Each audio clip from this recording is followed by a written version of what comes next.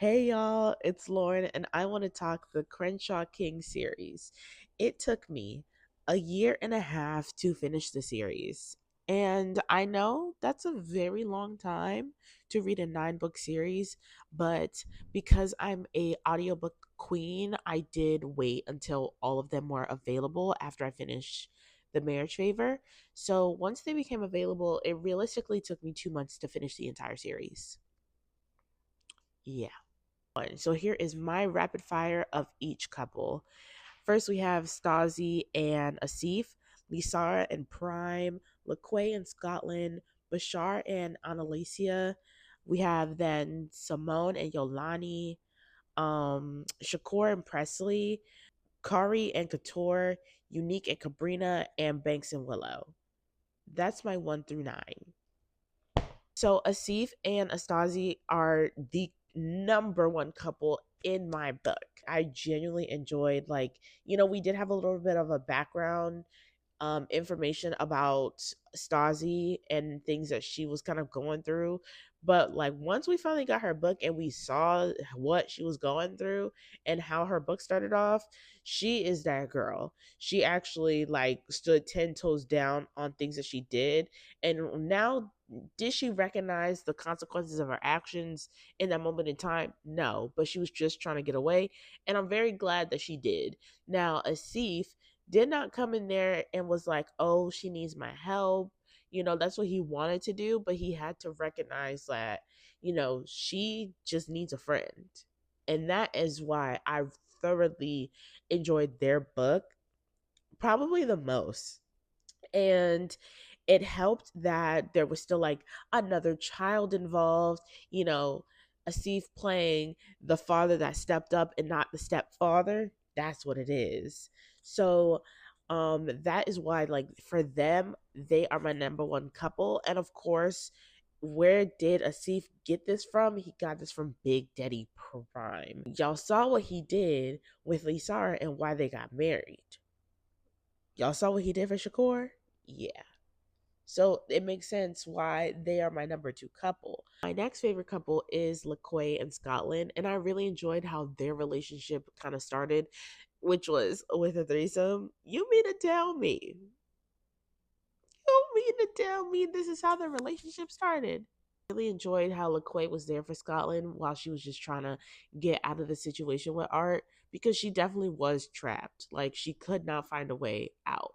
And to have your family be kind of victimized in this situation as well because he couldn't bear to let her go because he was selfish.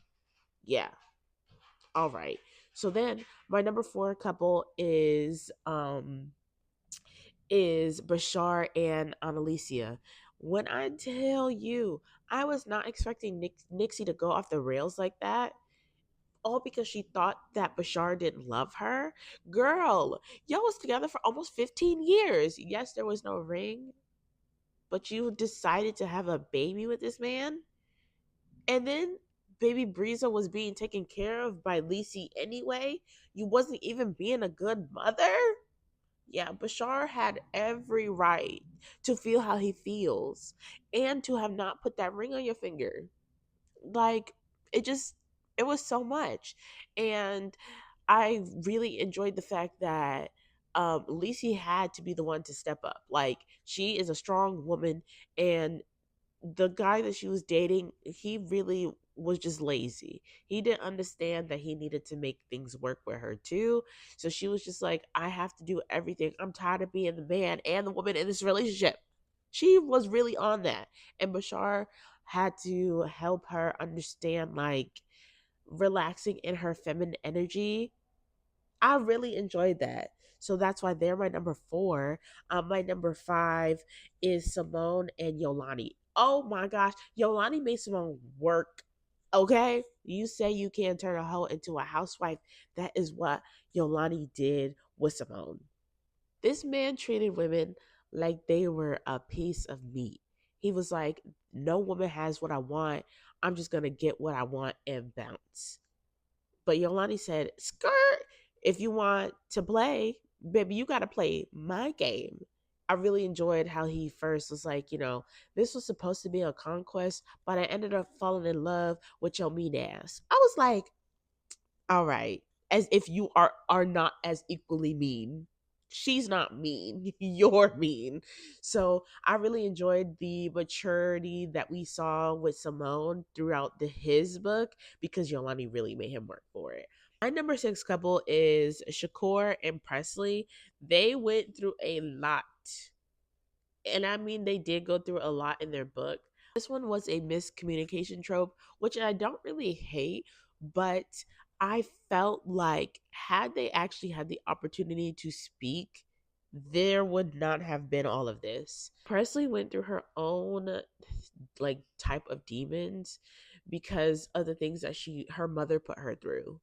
I could not imagine choosing a man over my daughter. Oh, that's what killed me about Presley's mother, and how she refused, as like her grandchild was growing up, refused to acknowledge the fact that he looked like a certain somebody. He looked like a certain somebody who was still actively in her life. Now, what I do enjoy about Shakur is that he was definitely the lover boy of the family. And he was like, everybody deserves a chance. No, friend, not everybody deserves a chance. And you saw exactly why not everybody deserves a chance. So then, my number seven couple is Kyrie and Couture. Yo, with Kyrie and Couture, I was not expecting that bomb to be dropped. And I was very surprised about the fact that how long Couture kept entertaining Leland. She really pissed me off throughout this entire book. Like, girl, you didn't want that man. I understood the obligation that you felt to him, but like, why keep up the ruse? It just didn't make any sense. But then that bomb was dropped, and the bomb was dropped more than 50% of the way through the rook. I was like, oh my god! So we're really just doing this. We're really just we're really in this for the charades. Okay. Her character had made me itch throughout the entire book. I thought Kyrie was definitely going to be like the problem child in this book, especially because he was the problem child in Lisara's book, but he had so much growth. And the way that he handled his baby moms, it was just like, okay, like you could tell he definitely grew a lot. It was just like, Couture girl, you really making stupid decisions. But Kyrie was holding it down. He knew exactly what he wanted. And you was running from that. I'm finally glad she gave in though. She had no choice. So then this brings me to my couple number 8, which is Unique and Cabrina. While I love Cabrina, Unique definitely throughout the book was a player, and honestly, like throughout his brother's books, he was definitely still giving like player vibes. It's like he just would not grow up.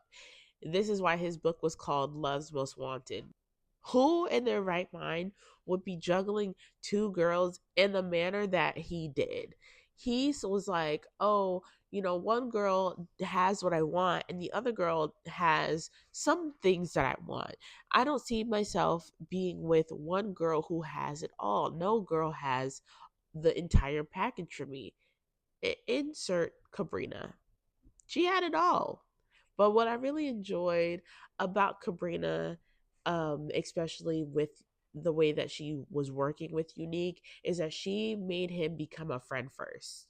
They were truly friends first. And I really enjoyed that friends to lovers aspect of their relationship.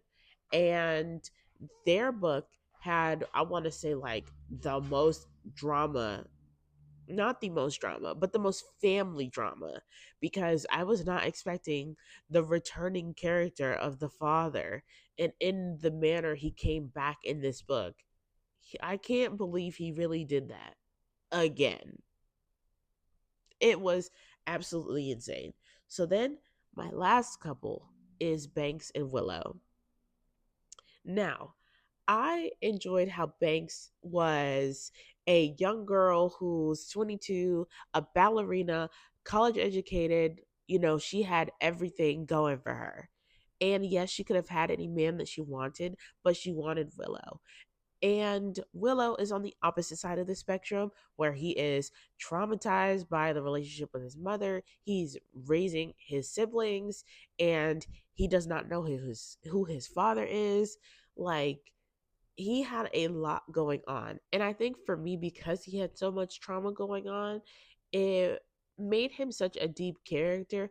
But I just felt like he didn't know how to love or attempt to learn how to love until it became Banks. And she was the emotional intelligence, but like she had to teach him the emotional intelligence.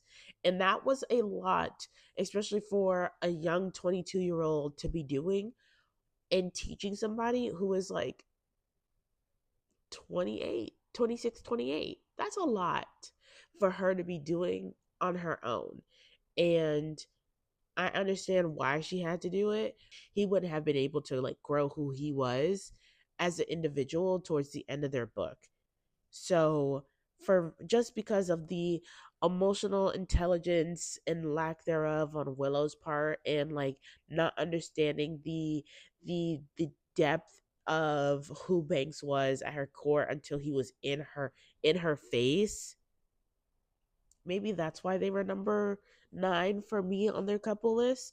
But that's just me. So some questions that I have for you all is, who had the best hands of the series? Because the all the girls had hands, but who had the best hands, honestly? And then who is your favorite book boyfriend of the series? I want to know what y'all thought about the series. If you plan on reading the series, or if you didn't plan on reading the series, but this video made you want to read it. So let me know in the comments below, and I'll see you in the next video. Bye.